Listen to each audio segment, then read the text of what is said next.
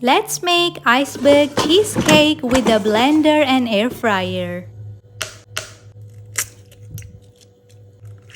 In a blender, add the eggs, salt, vanilla, then add cream cheese, castor sugar, cornflour, and whipping cream. Make sure all the ingredients are at the room temperature. I'm using chopper blender, but you can use a jug blender as well.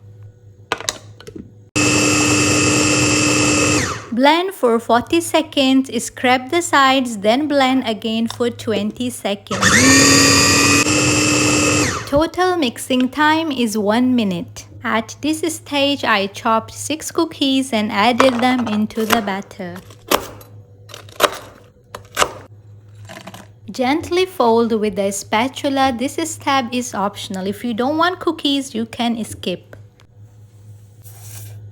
Pour the batter into a 6-inch pan. Bake at 180 for 22 to 25 minutes. For a firmer center, bake for 30 minutes.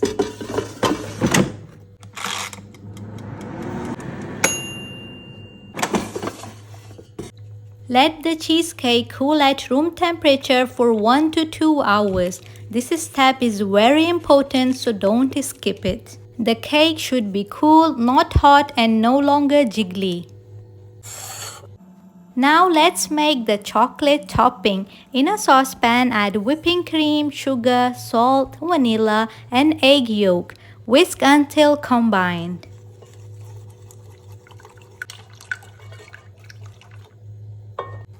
Cook on low heat and keep stirring. If you are a beginner, use the double boil method.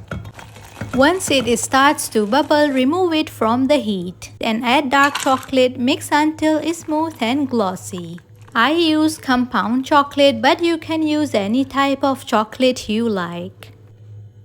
Pour the chocolate directly over the cheesecake. Tap, tap, tap, and chill in the fridge for 5 hours or overnight.